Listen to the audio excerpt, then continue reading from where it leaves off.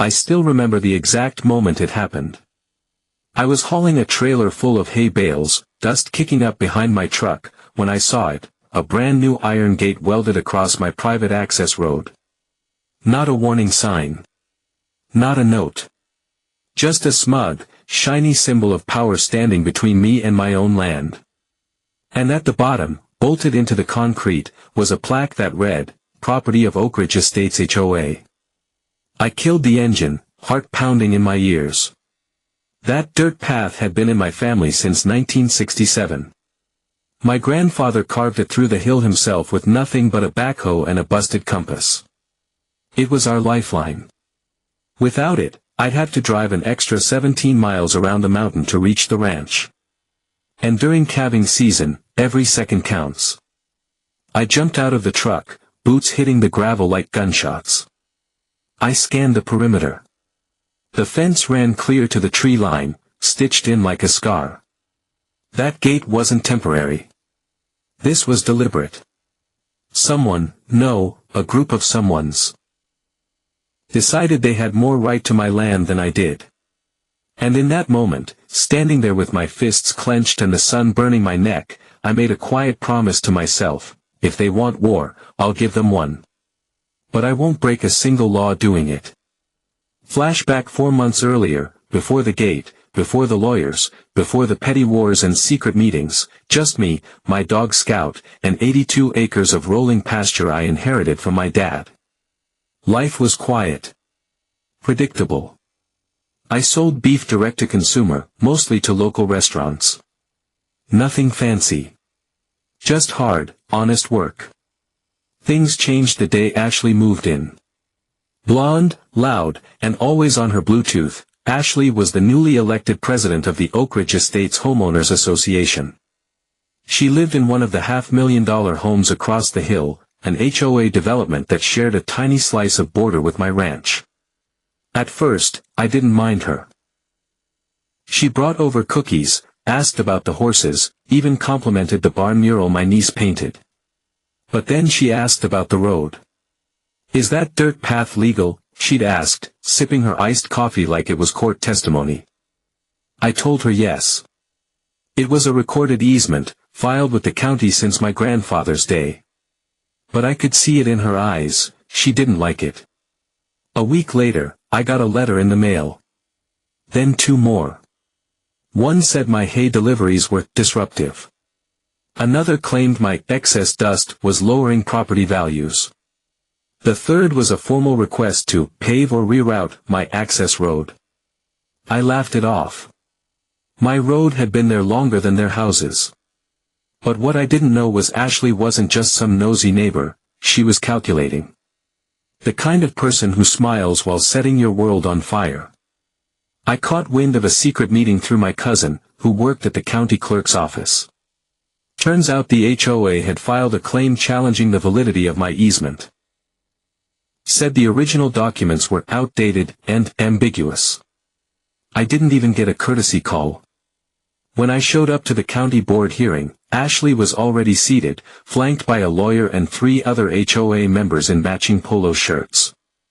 They looked like they were picking teams for a tennis match. I wore jeans and a flannel. I didn't care. I had the truth. Or so I thought. Ashley leaned in, smiling just enough to show her veneers. "It's nothing personal, Jordan," she said, almost sweetly. "But we're trying to preserve the aesthetic of the neighborhood." I lost that hearing. The easement wasn't revoked. The board ruled that the HOA had reasonable grounds to enforce restrictions on adjacent roadways within their jurisdiction, something about overlapping zones and shared maintenance responsibilities. It was bureaucratic nonsense. But it gave them just enough legal wiggle room.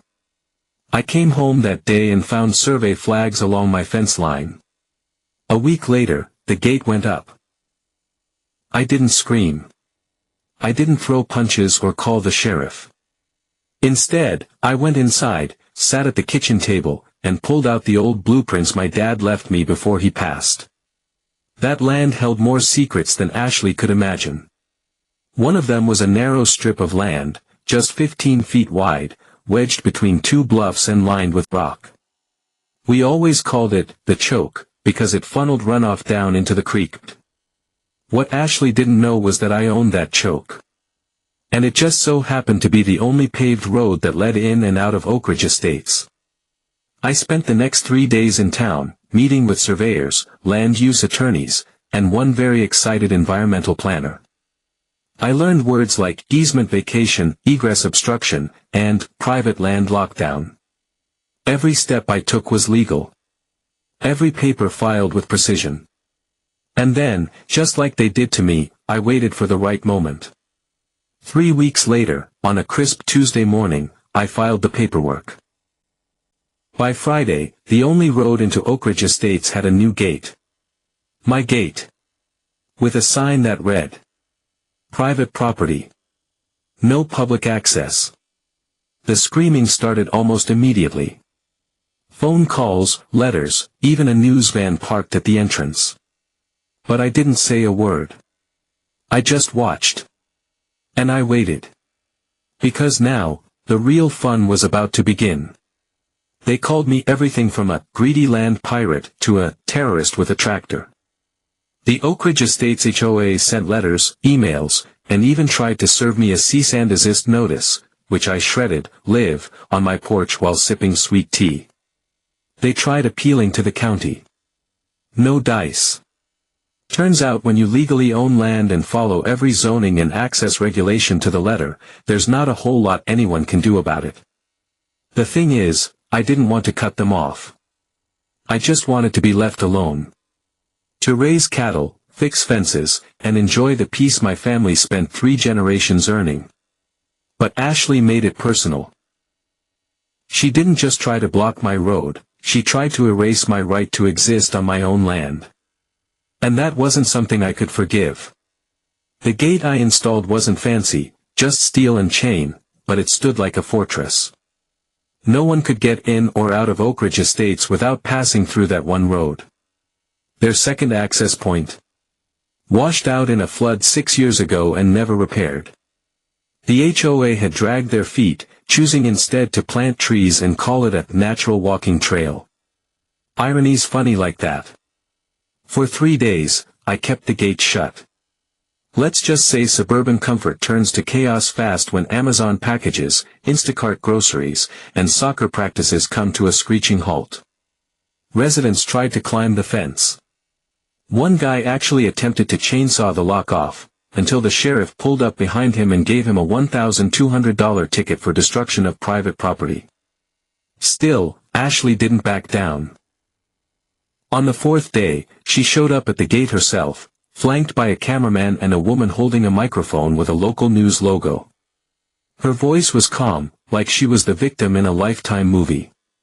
"This is Jordan Hayes," she said, gesturing to me like I was an exhibit at a zoo. "He's holding an entire community hostage because he's bitter about an HOA rule." I didn't say anything. I just pulled a folded copy of the property map from my vest and held it up to the camera. "This is my land. This is a legal gate. And this," I said, pointing to the boundary line, "is what happens when you think your fancy paperwork is more powerful than the law." The clip went viral. Not because of me, but because of what happened right after. See, I'd tipped off an old friend from high school who ran a TikTok account about rural rights. He showed up 5 minutes after the news team left and did a full walkthrough, explaining the history of the property, the easement battle, and the HOA's overreach. His video racked up 2.3 million views in 2 days. The comments were savage. "Don't mess with a rancher. Ever. Play HOA games, win private property prizes." The Karen energy is off the charts. It didn't take long for the residents of Oak Ridge to turn on their queen. By the end of the week, I started receiving anonymous letters slipped under the gate. "Please open the road, our kids are missing school. Ashley lied to us. We didn't know about the vote. I'm not mad at you. I'd do the same thing if someone blocked my driveway." I kept the letters. All of them. But I didn't reply. Instead, I sent a formal invitation to a community meeting. At my barn. That Friday night, 15 residents showed up. No Ashley. No board members. Just regular people with tired eyes and arms full of casserole dishes. I told them the full story, about the easement, the forged complaint, and the board's backdoor maneuvering. I even passed around copies of the county documents. Silence filled the barn. Then one woman, Marcy, a mom of 3, spoke up. What if we voted her out? I just smiled. Now that's the smartest thing I've heard all week. What followed wasn't just a neighborly disagreement. It was a full-blown uprising. Residents started digging into HOA records. Turns out Ashley had been funneling funds into community improvement projects that mysteriously all benefited her cul-de-sac. New benches. Fresh paint. A $9,000 playground no one else approved. Within days, a petition to remove her as president had over 70 signatures. I stayed out of it. Publicly, anyway. Privately, I sent Marcy everything I had, emails, letters, timelines. By the time the emergency board meeting was held 2 weeks later, the writing was on the wall. Ashley stood in front of a room of once loyal residents who now saw through the smiles and matching cardigans. And when the votes were counted, it was unanimous. Ashley was out. The next day, the new board came to my ranch. Not with threats or legal forms, but with coffee, donuts, and a request. Can we talk about the gate? I nodded, letting them in. We sat on my porch as the sun crept over the hills, warming the morning air. I'll take the gate down, I said before they could even ask. But under one condition. They leaned in. You never mess with my land again. Marcy nodded. Deal. I stood up, offered my hand, and the deal was made. That afternoon, I drove back down to the gate with Scout riding shotgun. I didn't cut the lock. I didn't smash it. I simply turned the key and let it swing open.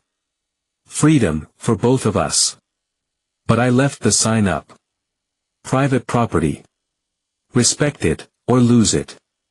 Because some lessons need to stay visible. I thought that'd be the end of it. Gate open, deal made, Ashley dethroned, seemed like we'd all learned our lessons and could go back to living our separate lives. But I should have known better. Ashley didn't take public humiliation lightly. Not after being removed by a vote.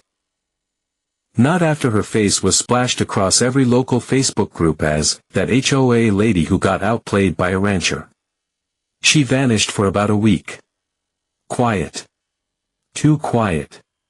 That kind of quiet that tells you a storm's brewing, even if the sky's still blue.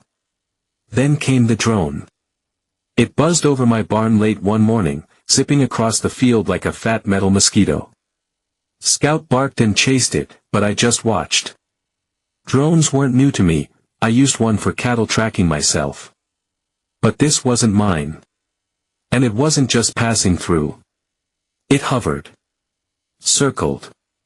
Zoomed in on my house. My workshop. Even my niece's treehouse. I shot it down the third time it flew over. Technically, it was above my airspace. Legally questionable, sure. But I wasn't aiming to kill it, just to stop it. And I did. The thing dropped into the pond like a brick. No apology. No claim. Just radio silence. The next day, I got served. A brand new lawsuit. Filed by none other than Ashley Monroe, now acting as a private citizen. The complaint? She claimed I'd damaged her personal property, had created a pattern of aggression, and, get this, posed a security threat to the community. I almost laughed. But it wasn't funny. Not when she was playing with lawyers again. Not when she was hoping the courts would do what the HOA couldn't. But I wasn't the same man she tried to railroad the first time. This time, I came with my own artillery. I'd hired a land use attorney named Carl McDermott, a grizzled old-timer who'd once sued a pipeline company and won. Carl was smart, patient, and ruthless in court. But more importantly, he had receipts. He helped me gather everything: photos of the drone, timestamps, the footage from my own security cam showing it hovering near my niece's window. When we filed the countersuit, we didn't just defend, we went on offense. Trespassing. Harassment. Endangering a minor. And because I'd done my homework, I'd learned something juicy. Ashley had purchased the drone using HOA community funds months before she was voted out. Which meant it technically wasn't her personal property. It belonged to the neighborhood. And they had no idea. Word spread fast. The Oak Ridge Facebook group exploded again. Parents were furious. One dad, Brian, I think, showed up at my gate just to shake my hand. "You protected our kids better than the HOA ever did," he said. "We owe you." At that moment, something changed. I wasn't just the guy who owned the road. I became the guy who stood up to bullies.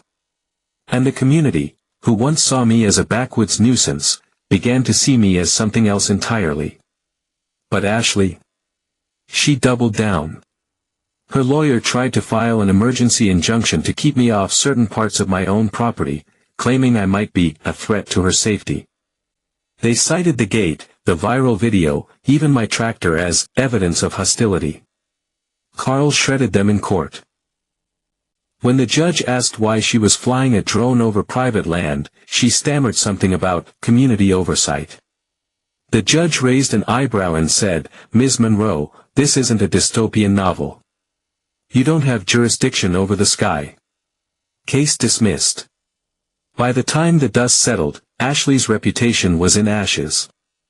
The HOA board formally banned her from attending meetings for 6 months. She tried starting a concerned citizen group on Facebook. It got flagged for spreading misinformation and shut down. And me? I went back to my fields. Except now, every time I went into town, people waved. Kids asked if they could ride my horses. One restaurant offered to name a burger after me. The gatekeeper, they called it. Half beef, half vengeance. But I wasn't done yet. Because there was one final move I'd been saving. You see, Ashley's house sat on a half-acre that technically had a narrow utility easement running behind it, originally installed decades ago for telephone poles. It hadn't been used in years. The HOA had assumed it was theirs. But it wasn't. It belonged to me. It was one of those little slivers of land people forget about, until someone smart remembers. So I did the most petty, satisfying, legal thing I've ever done. I leased that strip of land, to a local alpaca sanctuary. A week later, 6 alpacas arrived in a trailer and were gently walked into the long-forgotten easement. We strung up wire fencing, installed a tiny gate for access, and set up a schedule for feeding and veterinary visits. Right behind Ashley's backyard. They weren't loud. They weren't dangerous. Just awkward, fluffy lawnmowers chewing grass behind her marble patio. She called the police. They laughed. She tried reporting them to animal control. They asked if the alpacas were being abused. When she said no, they hung up. I watched from the hilltop, sipping my morning coffee, as Ashley stared through her sliding glass doors at a herd of peacefully grazing alpacas. You can almost hear the scream she holds in every time one spits near her begonias. Justice, as it turns out, wears wool. For a while, things got quiet. The road was open. The lawsuit was over. The alpacas grazed peacefully behind Ashley's property, their big glassy eyes and sideways chewing jaws becoming a local favorite on the town's community page. The HOA, under new leadership, was behaving like an actual community organization instead of a dictatorship in boat shoes. I thought we'd finally reached the end of it. But people like Ashley, they don't let go. They don't lose. Not really. Not in their minds. When she looked at me, I could see it, this fire behind her eyes, the kind that doesn't flicker out. It burns. And the more peaceful things got, the more she simmered. I could almost feel her pacing behind those drawn curtains. And then, just like I feared, she made her final move. It started with a knock at my door. A county inspector. He handed me a notice. My barn was being investigated for zoning violations related to unpermitted commercial activity. I blinked at him. Commercial activity? He shrugged. Someone reported you for running a retail business out of an agricultural structure. I stared at the paper. It had Ashley's name on it. She'd found some obscure regulation, buried in the county zoning code, that said if I was selling goods from my ranch directly to consumers, I might need a special permit. Mind you, I'd been doing it for years, selling beef by appointment, delivering eggs, and every now and then letting locals come by for a look at the animals. But now, thanks to Ashley's little stunt, the county was involved. The inspector wasn't rude. Just doing his job. But I could tell he'd been pressured. He said there were 4 more complaints pending, about my fencing, my water line, even the tractor path along the ridge. She was throwing everything she had left at me, hoping something would stick. But she picked the wrong man to bury in paperwork. I called Carl. Again.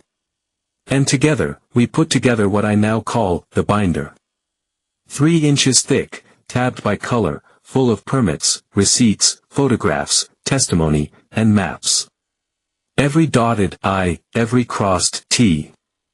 Carl even found a line in the county code exempting ranch operations that directly support agricultural output, which is exactly what I was doing. Then I added something special in the back of the binder, a new application. Not a defense. An expansion. If Ashley wanted to report me for selling beef out of my barn, then I was going to turn my barn into a business. For real. I filed for a license to create a working ranch experience. Farm tours. Petting zoo. Farm-to-table dinners. A monthly, open pasture, event with food trucks and local artisans. Even a Saturday farmers market where residents could sell homemade bread, honey, or crafts. The county loved it. Because what Ashley didn't realize, while she was busy digging through code and slinging complaints, was that the new county commissioner had been pushing for agritourism growth for the last 2 years. She practically hugged me when I submitted the idea. By the end of the month, I had approval. By the end of the season, I had signs posted. Flyers in coffee shops. A logo printed on hats and tote bags. And guess where the only entrance to the event was? Right through the private road that ran past Oak Ridge Estates. The first Saturday event brought over 200 people. Kids laughing, live bluegrass music, kettle corn in the air. Scout was wearing a bandana and posing for pictures. The alpacas had their own booth with an info table. My niece sold paintings of cows with flower crowns. And me? I just stood on the hill, arms crossed, grinning like the cat who built a kingdom on land someone else tried to steal. I caught a glimpse of Ash. Later that week, she tried one last Hail Mary, petitioning the new HOA board to have all traffic from my ranch restricted. Claimed it was causing congestion and unwanted foot traffic. The board laughed her out of the meeting. Literally. Marcy, bless her soul, handed Ashley a VIP ticket to the next farm Saturday on her way out. That was the moment I knew the war was over. Ashley had fired every shot she had. She tried gates, gossip, lawsuits, drones, inspectors, and technicalities. But I never fought with fists. I fought with facts, with patience, and with a plan. Now, on warm evenings, I sit on my porch and watch as cars roll by, families wave, and kids run down the hill to pet the goats. The road that once was just an easement, is now a welcome path. And the woman who tried to block me in?